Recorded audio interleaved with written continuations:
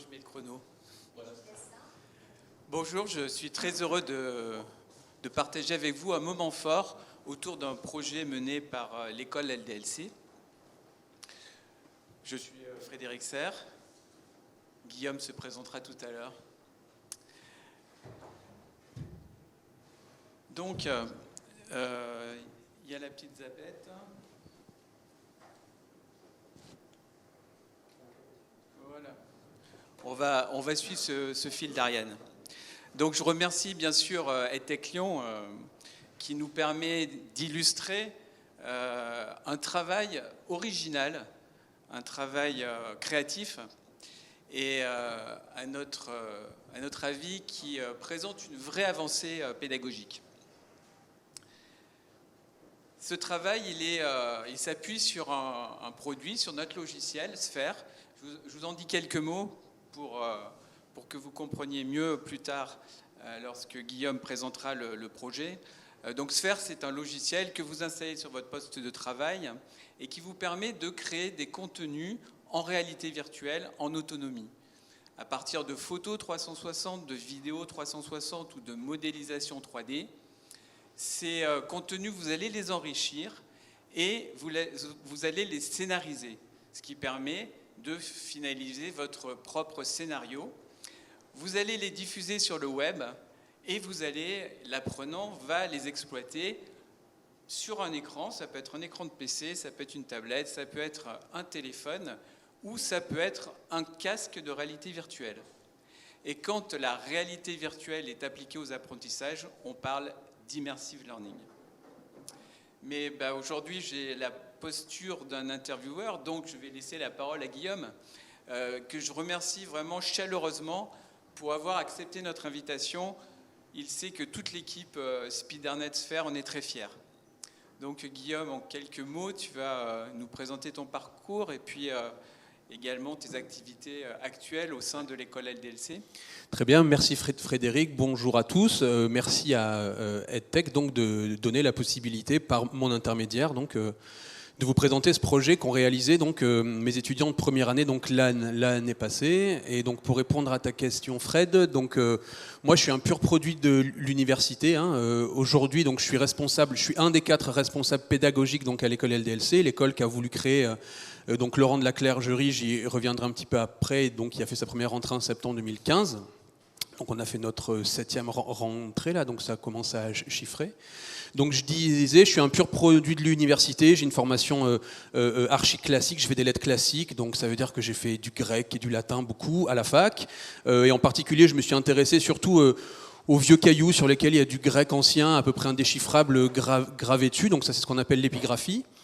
Puis ensuite, je me suis pris de passion pour les musées, en particulier donc, la médiation, donc cette disposition qui consiste à rendre les contenus spécialistes et experts accessibles aux béotiens et aux non-spécialistes. Et puis, j'ai découvert le numérique dont j'ai estimé qu'il pourrait être un puissant vecteur de médiation de l'archéologie et de l'Antiquité, donc dans un cadre de musée. Et je parle au conditionnel parce qu'à l'époque, je commençais ma recherche en 2010 et associer Antiquité, archéo, musée, médiation et numérique, ça relevait plus du challenge que de l'évidence comme on le pense maintenant en 2021. Et donc, c'est ce parcours et ce cheminement-là qui va chercher son ancrage dans l'Antiquité, donc sur des documents qui ont 28 siècles, et donc jusqu'au numérique et au code et donc à la programmation que j'ai voulu apporter donc à la construction de cette école, donc a voulu créer Laurent de la Clergerie, qui rapidement se donne pour mission de former en 3 ans, donc c'est une école post-bac qui forme en 3 ans des cadres généralistes du numérique dont on aimerait bien qu'ils arrivent en tant que chef de projet donc à accompagner la transformation numérique des entreprises. Et donc moi là-dedans, dans une équipe de 4, donc j'y ai la responsabilité des enseignements plutôt orientés sciences humaines, ce qui pourrait vous surprendre, je l'espère, et qui pourra peut-être me donner l'occasion de répondre à une question que vous auriez un petit peu plus tard, donc, parce que dans une école de code, faire des sciences humaines, a priori, c'est pas évident.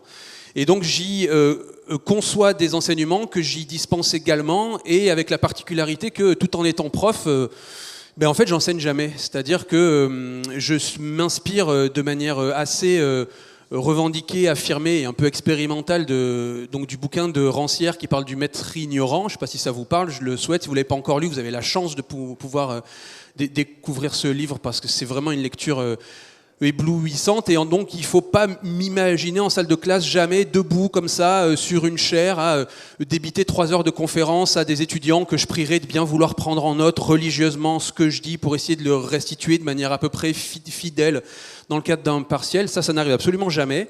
Et justement, Monsieur Martinet, en ce sens-là, me tend une espèce de transition folle. C'est que je considère que les étudiants apprennent vraiment en faisant. Et donc mon travail de pédagogue, il consiste à imaginer des situations généralement problématiques que je mets dans les mains des étudiants qui sont chargés de la résoudre. Donc en ce sens, je ne leur transmets rien. Je suis plutôt en fait assis à côté d'eux pour essayer de leur permettre de résoudre les défis intellectuels que la situation que j'ai scénarisée se présente, enfin leur présente, plutôt que debout face à eux à verticaliser une espèce de contenu que j'aurais à transmettre. Et donc à ce titre-là, l'ensemble de mes enseignements, qui s'appellent de noms assez classiques, civilisation grecque, histoire de l'art, histoire de l'écriture ou autres, sont en réalité de réels projet avec un challenge, un défi intellectuel à résoudre. Et le projet, donc, opération musée des moulages, donc, on estime que c'en est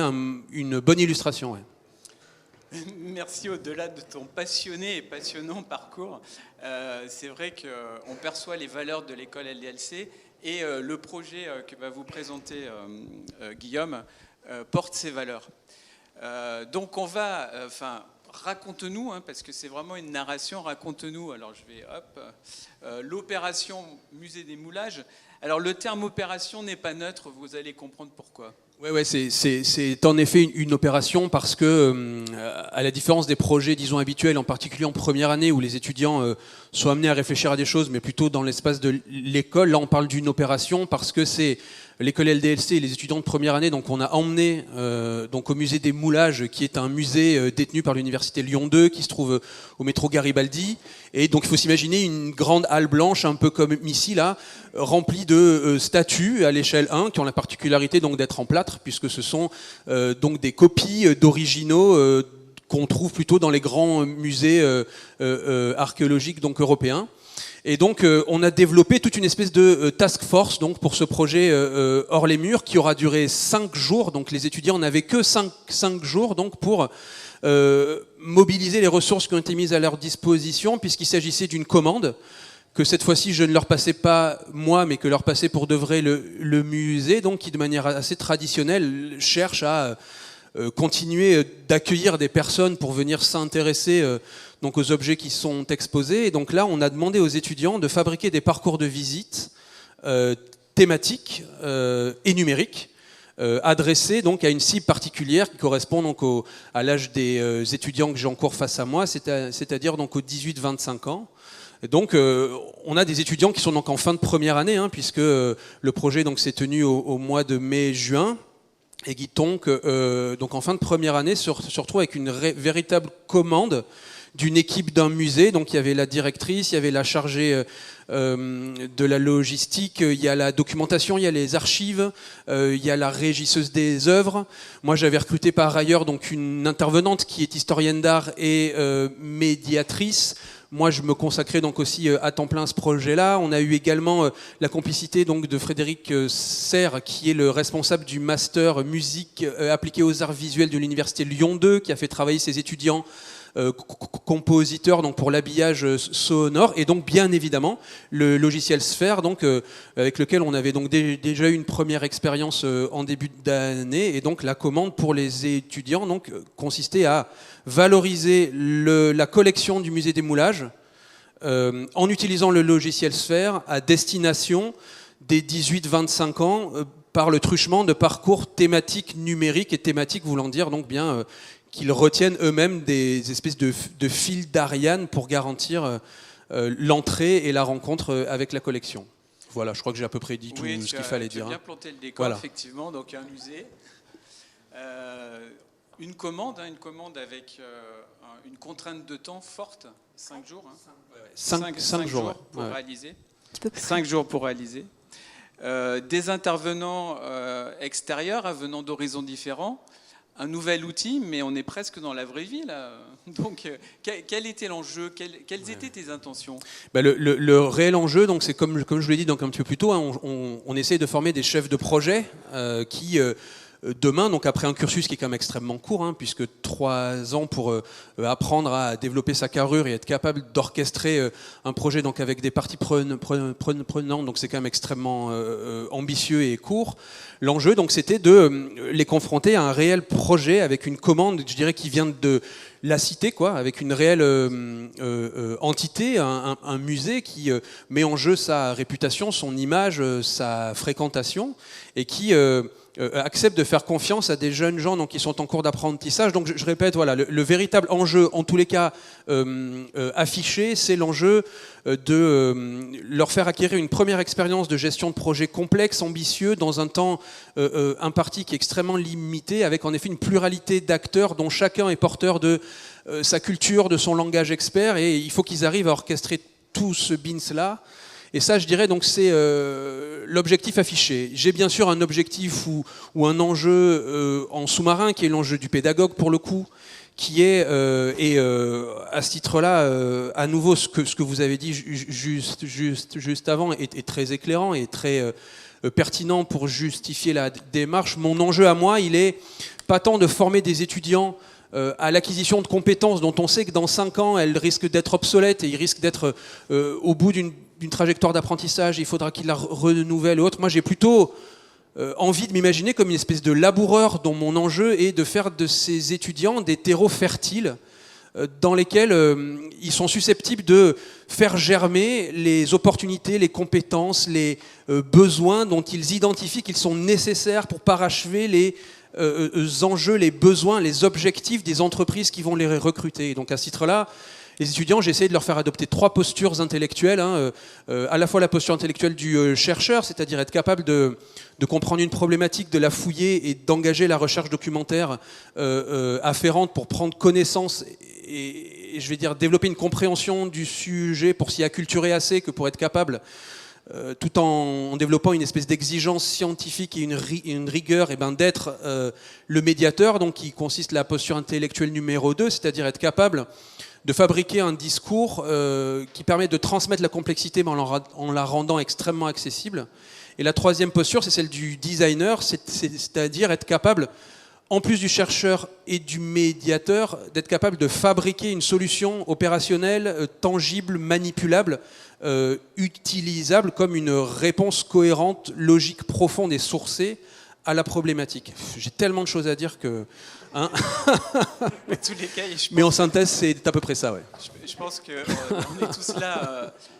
Comment s'est déroulé le projet? Est-ce que tous les étudiants ont réussi à produire un résultat opérationnel? Ouais. En fait, ce qui est extrêmement fou, c'est que l'enthousiasme des étudiants, donc qu'ils ressentent au début, a rapidement laissé place à une forme de stupéfaction, de stupeur, voire de blocage, parce que c'est quand même assez ambitieux. Et comme mon but reste toujours de les mettre face à des projets dont on sait par avance qu'ils sont à peu près impossibles à réaliser, c'est la manière de voir ce qu'ils ont un petit peu dans les tripes, quoi. Je suis le premier à chaque fois, mais complètement stupéfait, émerveillé par leur capacité à, en effet, avoir livré le jour J, donc au bout du 5e jour, 5 parcours de visite au musée des moulages qui sont consultables en ligne, qui valorisent la collection et qui, chacun des parcours, est l'occasion pour les groupes projets donc, qui ont fabriqué ces choses-là d'avoir, comment je pourrais dire, trouvé un ton personnel pour n'être pas dans une espèce d'exercice de ventriloque à s'improviser des conservateurs qu'ils ne sont pas, mais vraiment réussir à trouver leur propre voie de jeunes gens de 18 à 25 ans, futurs experts du numérique, futurs chefs de projet, auxquels on a demandé qu'ils soient capables, auxquels j'ai demandé qu'ils soient capables de produire un discours et un parcours original. Et oui, force est de constater, et d'ailleurs vous les avez vus, hein, puisque on vous a invité, vous avez eu le bon goût de venir assister donc aux présentations. Les parcours de visite ont été livrés, et je crois que le moins qu'on puisse dire, c'est qu'ils ont rempli chacun des items du cahier des charges initial. Ouais. C'est une très bonne transition par rapport au bilan, puisque dans le fil d'Ariane, on parlait de bilan, alors vision enseignant et vision étudiant. On va commencer par l'enseignant, puisque je t'ai sous la main, donc tu vas me répondre en direct. Avec le recul, quels apports quels ont été les principaux apports par rapport à l'utilisation d'un outil comme Sphère dans ta démarche professionnelle? Ouais. L'apport, il est conséquent, et en ce sens, je vous remercie encore d'avoir fabriqué cet objet-là, donc qui s'appelle Sphère. Quand on essaye d'être maître ignorant, il faut arriver à se retenir de céder à la tentation de transmettre des savoirs aux jeunes gens. Et donc il faut, autant que faire se peut, et en tous les cas c'est comme ça que je le pratique, réussir à imaginer donc des situations d'apprentissage qui sont, comme je vous l'ai dit un petit peu plus tôt, donc des problèmes à résoudre, mais des problèmes dont je n'entrevois pas les solutions possibles, pour être certain de ne pas influencer le cheminement ni de brusquer la prise de décision. Et en ce sens-là, bon, il se trouve que pour le coup, le musée des moulages, c'est un environnement que je connais extrêmement bien, la médiation de musée de l'archéologie aussi, mais le parcours, je ne suis pas un jeune gens de 18 à 25 ans, et en dépit d'avoir fait des recherches sur comment rendre accessible le matériau archéologique à des jeunes gens, je ne suis pas forcément le mieux placé pour avoir les réponses. Et donc, d'avoir mis là-dedans un outil Sphère que je ne connais pas, que je ne maîtrise pas, pour lequel je suis absolument incapable de leur apporter la moindre espèce d'accompagnement, je dirais technique, a constitué pour moi une espèce de garde-fou dans ma posture de maître ignorant, qui m'a permis en définitive d'en parachever le geste, parce que je me suis retrouvé une espèce de naïf, seulement capable de garantir à mes étudiants l'intégrité d'un questionnement, je répète, naïf, mais très exigeant, dans le sens où les étudiants sont absolument libres de fabriquer les contenus qu'ils souhaitent, mais pour autant, ils ont l'obligation, s'il vous plaît, de ne pas nous enfler, quoi. Et donc, je suis capable de mobiliser une forme d'esprit critique qui m'a permis de questionner leur choix de conception au moment de l'utilisation de Sphère et donc de l'implémentation des contenus qu'ils avaient captés au musée. Et donc, voilà, en synthèse, l'utilisation de cet outil-là a constitué pour moi l'espèce de garde-fou ultime dans ma volonté d'implication, j'ai envie de dire, punk de maître ignorant, quoi. C'est vraiment ça, c'est punk. Et du coup, en parlant des étudiants, ouais. Comment eux l'ont-ils vécu? Est-ce qu'ils ont partagé ton enthousiasme? Ouais. Je pense que tu as débriefé avec eux. D'ailleurs, si on a quelques secondes, il y a peut-être une anecdote par rapport au débrief. Parle-nous des étudiants. Ouais, les étudiants, ce qui est assez extra, j'espère avoir le temps de le dire un petit peu, c'est que je m'adresse donc à des jeunes gens qui sont plutôt les éconduits de l'école traditionnelle normative, dans laquelle ils n'ont pas forcément eu l'occasion, ni les moyens, ni les interlocuteurs, en fait, de laisser parler leur intelligence un peu atypique, un peu particulière. Et donc c'est des gens qui ont développé une espèce d'habitus du lycéen en échec, qui est assez convaincu que les choses de l'intellect ne sont pas de son monde, quoi. C'est-à-dire, ils ont une espèce de conviction de leur illégitimité à fabriquer des choses du cerveau. Et c'est une telle, excusez-moi du mot, mais c'est une telle jouissance de les voir si heureux de monter sur scène, de présenter des parcours de visite qui ont remixé des contenus experts et difficiles, et de leur avoir donné la possibilité de fabriquer un objet qui existe, qu'ils sont capables de défendre dans des entretiens de recrutement pour commencer leur stage de deuxième année. Donc d'ailleurs, ils ont débuté là il y a un petit mois.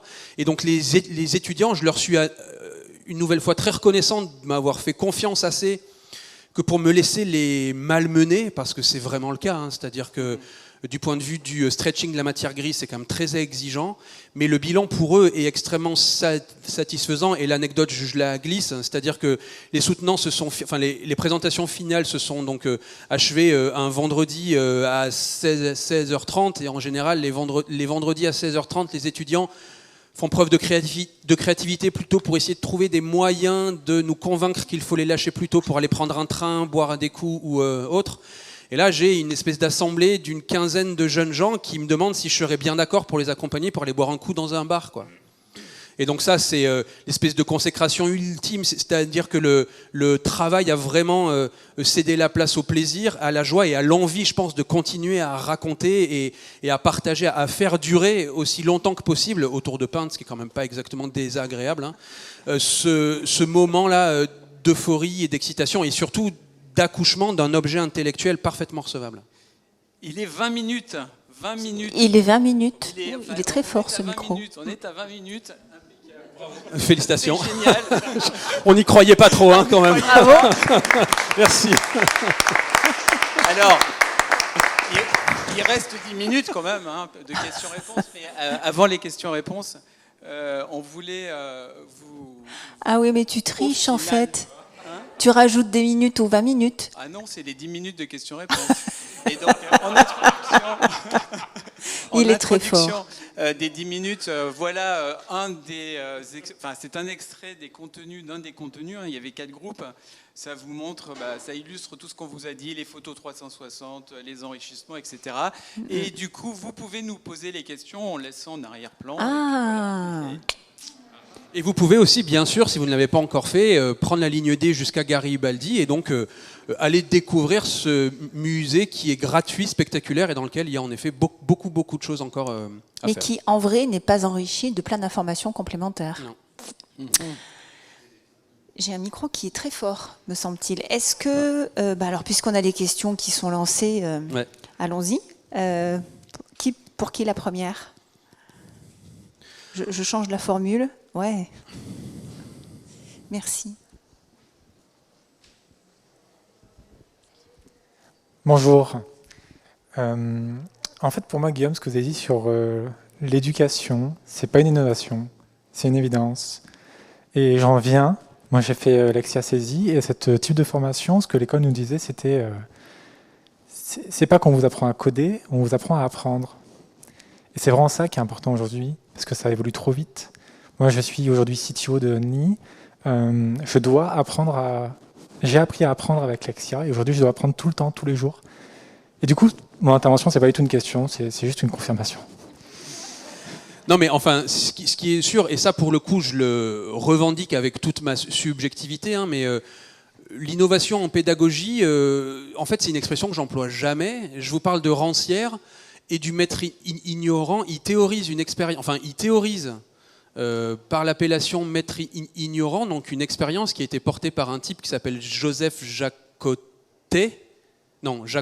parce que Jacotet c'est le poète. C'est un mec qui est né en 1770, hein, et qui a appris le français à des personnes qui ne parlent pas français, lui-même ne parlant pas le flamand, parce qu'il parlait à des gens à Louvain. Donc ce qui me paraît à peu près indispensable, c'est, moi, avec toute l'humilité dont j'essaye d'être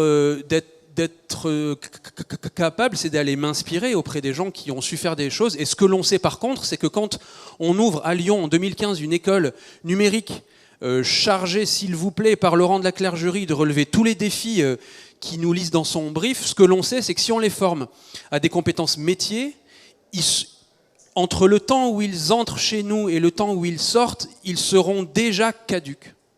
Et ce que l'on observe, et ça c'est le retour que nous font les entreprises, hein, c'est ils sont hyper contents de voir qu'on a des étudiants qui ont une espèce de plasticité cérébrale, enfin une plasticité intellectuelle qui les rend capables de s'adapter, quoi, et d'avoir parce que les boîtes en fait elles les forment, c'est-à-dire que les entreprises elles forment les étudiants à les professionnels à leur culture, à leur savoir-faire, à leur méthode, à leurs outils. Par contre, les entreprises ne peuvent pas former des jeunes gens à être malins, à être astucieux, à être capables de rebond, à être capables de pousser une porte et d'aller interpeller une personne, tout ça. Donc ouais, c'est clair que apprendre à apprendre aujourd'hui, c'est une expression qui est galvaudée, mais c'est l'essence même du métier, quoi. En tous les cas, pour rebondir par rapport à ce que tu avais dit tout à l'heure, on parlait de restitution. Quand j'ai pu voir les étudiants, leur sourire, leur dynamisme, la mobilisation qu'ils ont eue pour réussir à atteindre un objectif qui était quand même très ambitieux, franchement, c'était assez bluffant. Une autre question sur ce sujet, sur en tout cas comment est-ce qu'on apprend et comment est-ce qu'on transforme ces façons d'apprendre aux enseignants aux étudiants, pardon, je ne finis pas ma phrase. Mais aux enseignants aussi, hein, parce qu'on n'en finit pas d'apprendre à faire son métier. Hein. Guillaume Patrick de Spidernet, toujours. Je t'entendais parler de maître ignorant. Moi, je suis une formation de coaching aujourd'hui. Il est en train de me parler de coaching, en fait. Il est en train de me dire, je suis maître ignorant et mon boulot, c'est pas de faire à la place, c'est de proposer des choses, des tâches, etc. Est-ce que tu vois un parallèle? Toi, je ne sais pas si tu t'es intéressé au coaching, mais puisqu'on parle aujourd'hui de refondation du métier de formateur, etc., est-ce qu'il y a un parallèle que tu vois entre le coaching et le métier de formateur, finalement? Y compris et surtout dans ces environnements numériques, en fait. Oui, évidemment. Je vais essayer d'être bref. Je dirais que si le métier de coaching et de formateur consiste à ne pas fabriquer pour le coup un moule qui permet de sortir des gens, certes détenteurs de compétences, mais qui sont tous les mêmes, mais au contraire, d'essayer d'encourager le parcours individuel, le chemin avec ses essais-erreurs, avec ses égarements et avec ses succès aussi, je dirais que oui, le parallèle, il est évident, mais je parle du maître ignorant, on pourrait parler de Socrate, quoi, accoucheur des âmes aussi, et je veux dire, je crois qu'aujourd'hui, il y a un véritable enjeu à essayer en effet d'être suffisamment accompagnant et facilitant pour proposer un certain nombre de ressources, pour proposer un certain nombre de marches possibles sur lesquelles l'apprenant est susceptible de prendre appui, mais pour lui permettre de fabriquer son propre parcours, quoi, avec ses propres expériences d'apprentissage, dans un contexte dont j'estime qu'il faut qu'il soit aussi exigeant, parce qu'on ne raconte pas n'importe quoi et on n'a pas envie de farcir les gens de superficialité et de rendre des espèces de... On a tous lu les travaux de Graeber et les bullshit jobs et on a bien envie de ne pas fabriquer ces gens-là. Mais on veut que les choses soient consistantes, mais bienveillantes et respectueuses des rythmes des gens, respectueuses des parcours individuels. Moi, je m'adresse à des personnes qui ont entre 17 et 30 ans, parce qu'il y a des personnes qui sortent du bac, il y a des personnes qui ont fait 1 an ou 2 de fac, il y a des personnes qui ont eu des métiers et qui se reconvertissent. Donc, je ne suis pas forcément extrêmement à l'aise avec la notion de coach, parce que je crois que je ne sais pas trop ce qu'elle désigne précisément, mais dans la manière dont je peux l'apercevoir, et en tout cas, le parallèle, enfin la connexion dont tu parles, oui, elle me paraît assez évidente, mais surtout très féconde. Eh ben, on va rester là-dessus. Merci beaucoup. Merci à vous. Beaucoup. Merci.